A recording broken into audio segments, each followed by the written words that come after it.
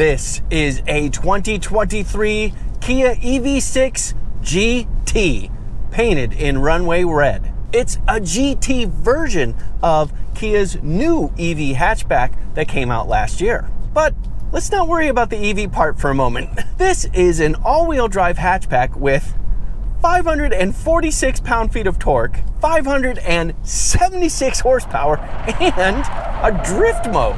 This little Kia has big brakes, front and rear, a stiffened chassis, and very supportive bucket seats.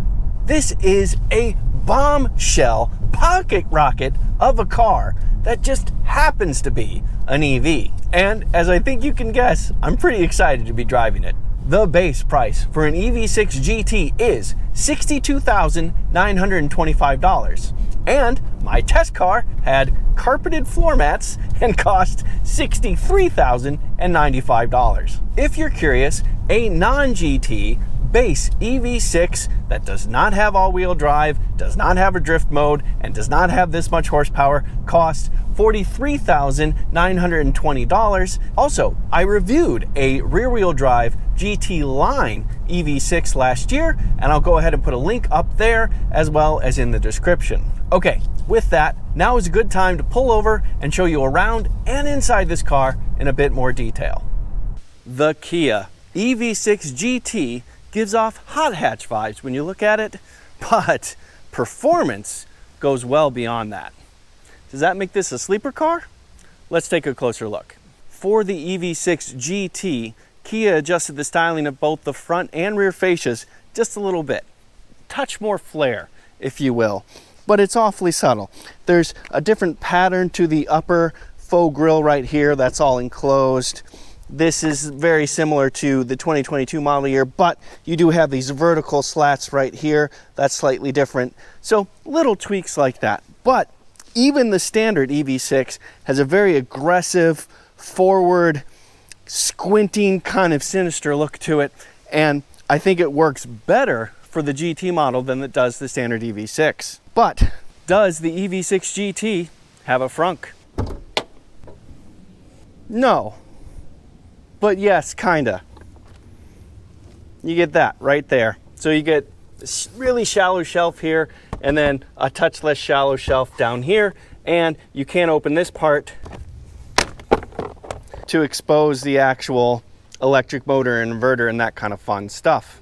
But yeah, you have a small shelf in here if you need a spot for your keys.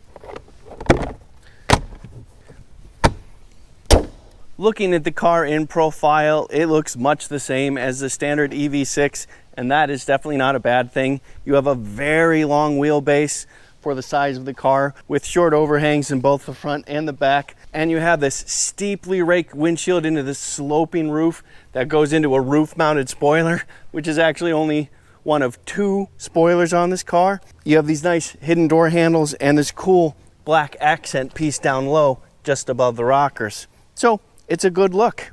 I'll go ahead and put the dimensions up on the screen right now and let you know that I have more information in the description.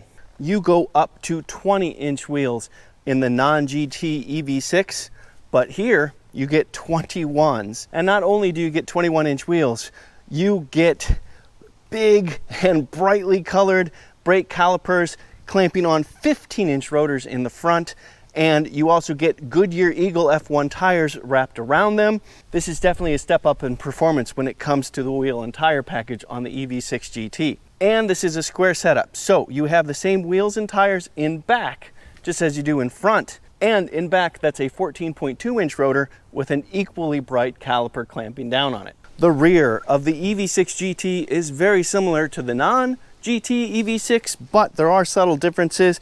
Just that tiniest little bit more of flair, I would say. My hand is resting on this second spoiler that's kind of built into the tail lamps that go right across the entire width of the vehicle, and some interesting styling elements that go all the way down. The charge port has your connection right here. It also has this 4-bar light indicator to show you the charge of this battery, currently at a full charge. And we also have this little button right here to close it. But the Kia also has what they call V2L, or vehicle to load. This allows you to turn your Kia into a battery source for other things. All I have to do is plug this in, turn it on, and I have up to 1900 watts of power to use whatever I need. Kia says if you start with a full charge, this will last for up to 36 hours before it shuts itself down with 10% charge remaining. Pretty slick.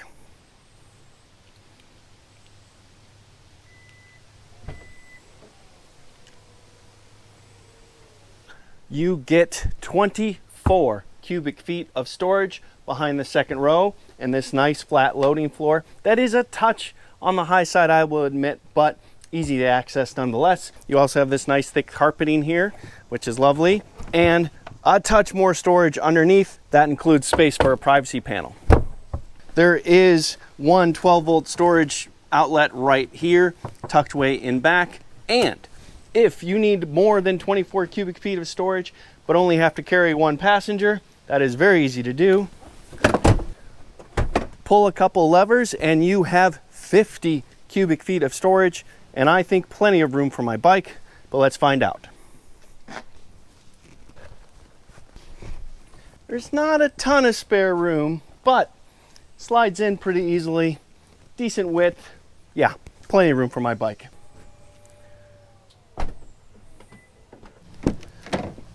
You do need to pop a lever, this one right here, to get the seats back up, but once you pop it, you can actually adjust it to different seat back levels, so you can have it more reclined if you want. That's the most upright position right there. That's more lean back, and there's my preference.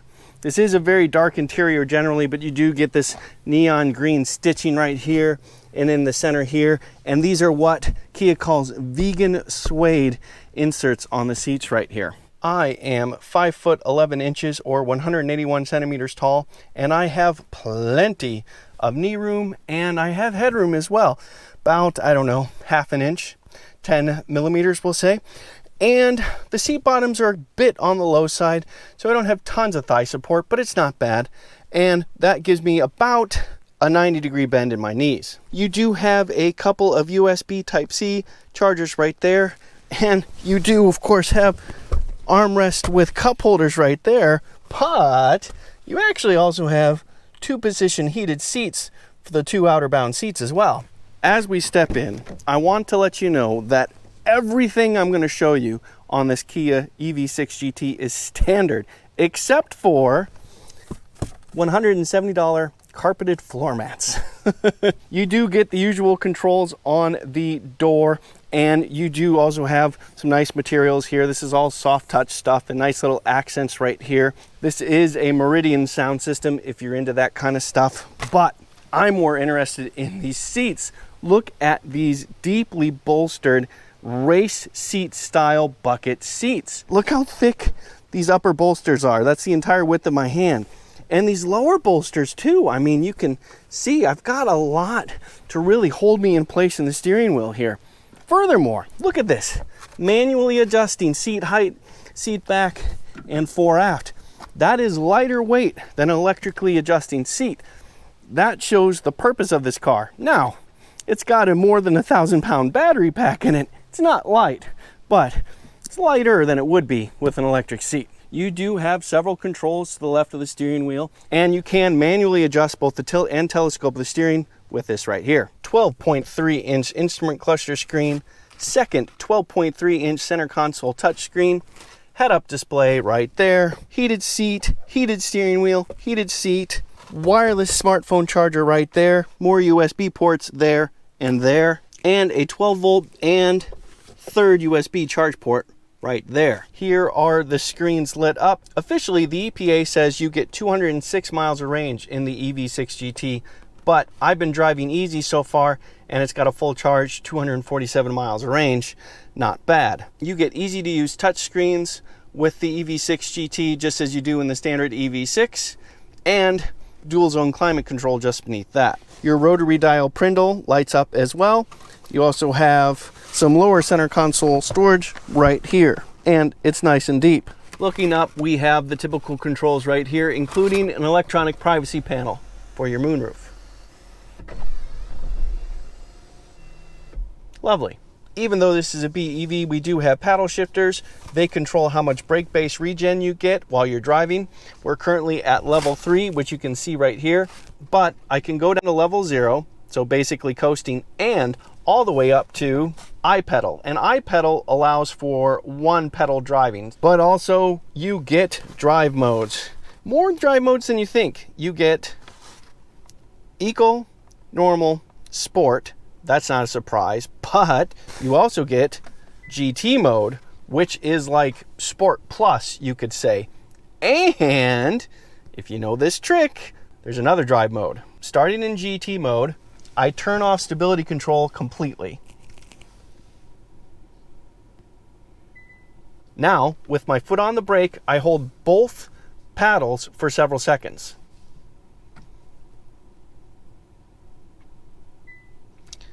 I just activated drift mode. Drift mode means all the power just goes to the rear electric motor, so it becomes rear wheel drive, and as you noticed, stability control and traction control is off. If I find a place to use it, I'm definitely going to show you that. Hopefully I find a place to use it.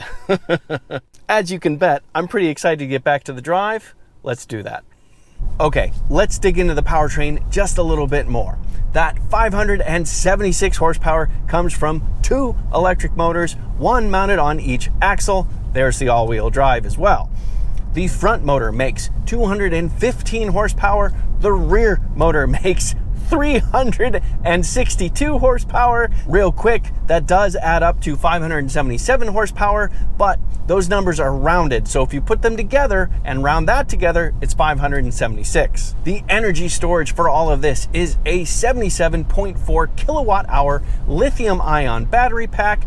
It is a 697 volt system. When it comes to charging, it takes less than 8 hours for it to charge up to 100% on a level 2 system. And because it's such a high voltage system, it can go from 10 to 80% charge on a fast enough charger in just 18 minutes. And as I showed you in the walk around, we do have shift paddles, and those shift paddles adjust how much off accelerator deceleration you get. And we do have a maximum setting called iPedal that allows one pedal driving. I'm currently in iPedal right now. I'll go ahead and lift off the accelerator. And that's a solid 2.5 tenths of deceleration right there. 2.5 tenths of a G. I'll go ahead and put it to level 0. Yeah, and that's just coasting. And you have levels 1, 2, and 3 between that if you want a different amount of deceleration when you lift off the throttle. But for me, I quickly learned to really enjoy one pedal driving because that gives you a real nice analog feel of the pedal for both speeding up and slowing down with just your right foot. But when we're talking about 576 horsepower, I want to use my right foot for something else. That's accelerating mighty quick, mighty quick. There's this little quick ramp up of power, and then once you get full power, you get pushed into the seat and accelerate really well, but also really smoothly. And that was in the normal driving mode. We have sport mode, and if I do that, yeah, it's just much faster. Both Hyundai and Kia do this really interesting thing where the drive modes make a big difference in how much acceleration you get, how quickly. So if you have it in the normal driving mode, it ramps in a little bit. If you have the sport mode, it ramps in a lot faster. And if you have it in the GT mode, it's so fast and so quick reacting. You get right now acceleration, and you get abundant acceleration. I mean, we got in like 1 second, we gained like 30 miles an hour. This thing has muscle right away, right now. Very addictive muscle. Man, oh man, this is a lot of power. And yet, if you want to, you could have put it in the eco driving mode, floor the accelerator again, and it's very slow to ramp up. It's very calming. So this electric powertrain can vary from calming soothing almost, to violent, right now, right away acceleration, and lots of it. It's pretty incredible. It's also pretty darn efficient. It is a lot less efficient than the non-GT EV6, but much better than any internal combustion engine powered car you get. You get 85 miles to the gallon equivalent in the city, 74 on the highway, 79 combined. Again, the non-GT EV6 gets well into the 100s, but yeah, it's still pretty darn good when you're comparing it to, say, like a GTI or an Acura Integra Type S, something like that. But as you can see with the smile on my face and hear my laughter, efficiency is not what I'm really after here. It's acceleration. Of course I had to test that. Let me show you right now. All right, everybody, time for an acceleration test. See what this EV6 GT has. I do have the car in the GT drive mode, which in of itself puts it in a reduced traction control setting. So we'll just come to a stop and stomp on the gas, see what happens. All right, coming to a complete stop. Stomp on the gas. Oh my God! Oh man! Oh God! Oh my!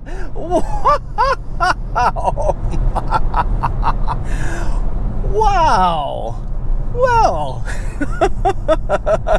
so that's what 576 horsepower and 546 electric pound-feet of torque can do in a hatchback-sized all-wheel drive battery electric vehicle. Wow!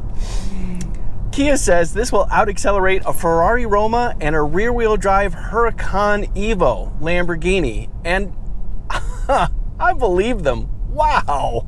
Faster than a Ferrari and a Lamborghini? Yeah. Kia says this will go 0 to 60 in 3.4 seconds. Man, that's all you need to hear. But I show you those big brakes and those Goodyear Eagle F1 tires. This is not just a straight line car. So yeah, of course I had to test the handling. Let me show you that right now. All right, everybody, time for a handling test.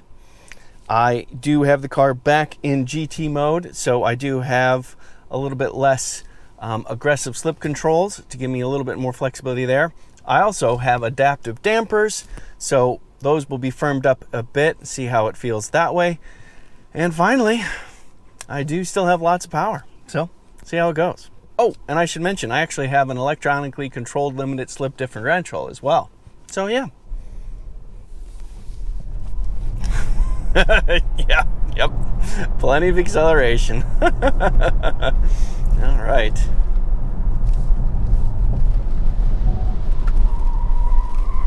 Oh man, I gotta be careful with the accelerator. There's a lot of power here. Decent grip, pretty good body control, but plenty of power.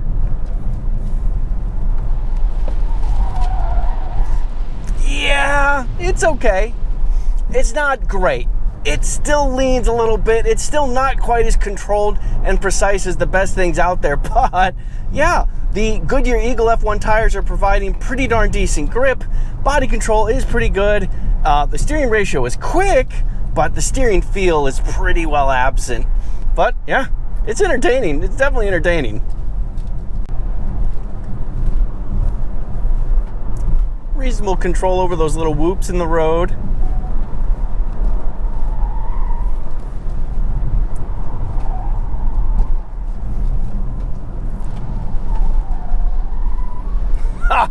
Yes, good power. Power coming out of a corner is tremendous. Limited slip differential, very effective.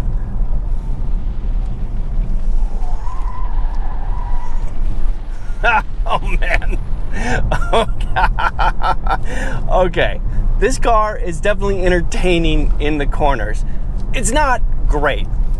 I mentioned that it had like hot hatch vibes when we were walking around the car, but it does not have hot hatch athleticism. You know, that natural feel of an Acura Integra or a Volkswagen GTI is not present here. But there is a flip side. There is an other side to that coin, which is the amount of power you have to play with from the rear axle is so good.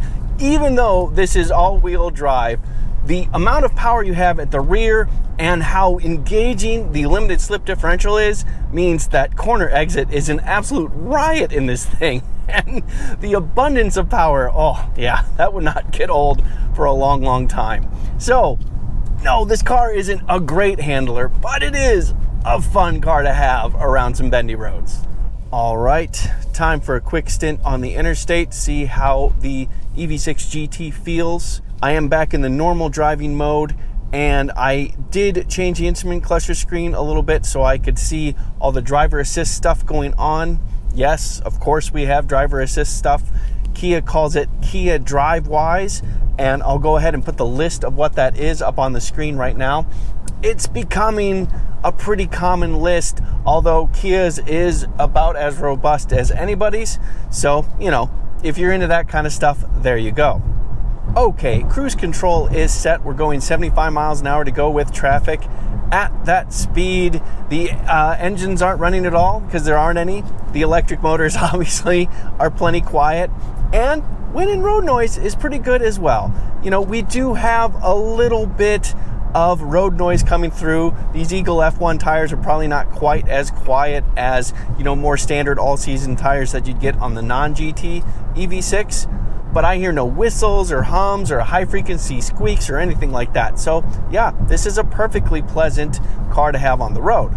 And we also have a decent amount of information here. The instrument cluster gives you 3 lanes worth of information, and as you can see right now, I'm following a semi-truck, but if cars come alongside me, blocks come up on either side, so we get 3 lanes worth of information. Also, if I use the turn signal, I get a camera view of what's coming on in the right or in the left.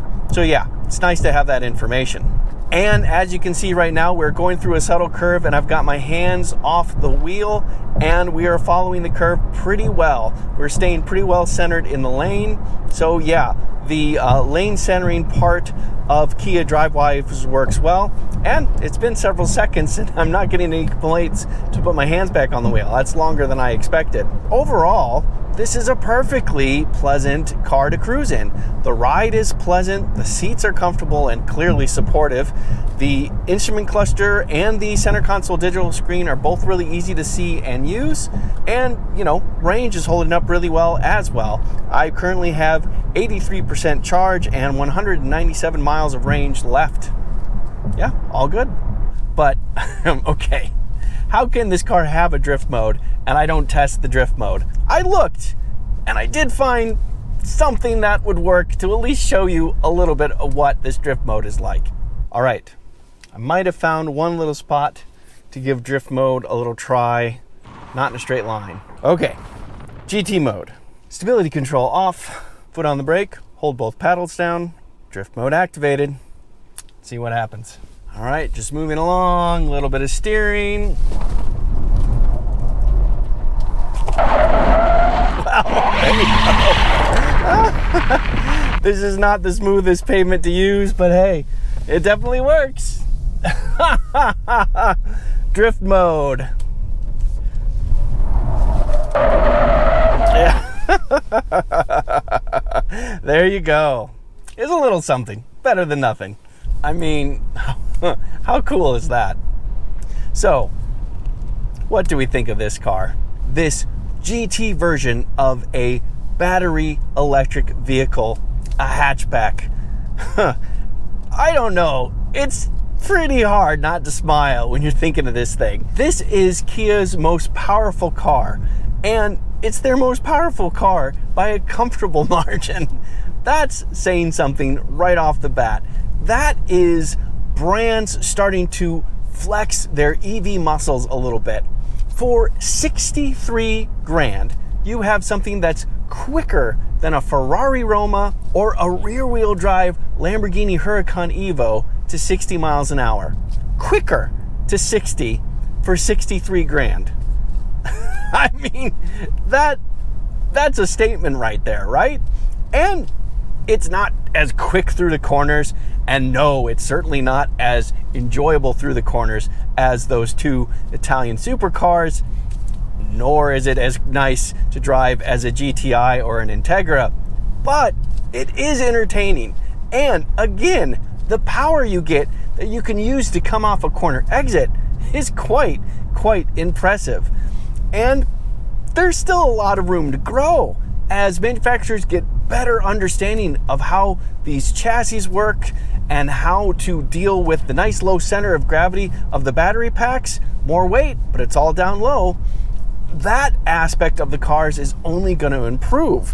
So for me, this is kind of a turning point to a certain extent of we're starting to get to a little bit more of the fun side of EVs. And, you know, I like fun. I like fun a lot. I'm Robin Warner. Thank you for watching.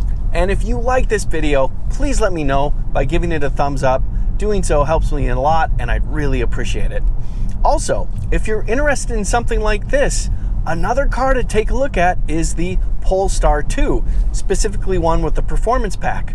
Now that's not quite as powerful or quite as quick as this, but it is not far off. That one, Polestar claims can go 0 to 60 in 4.2 seconds, just to give you a better perspective.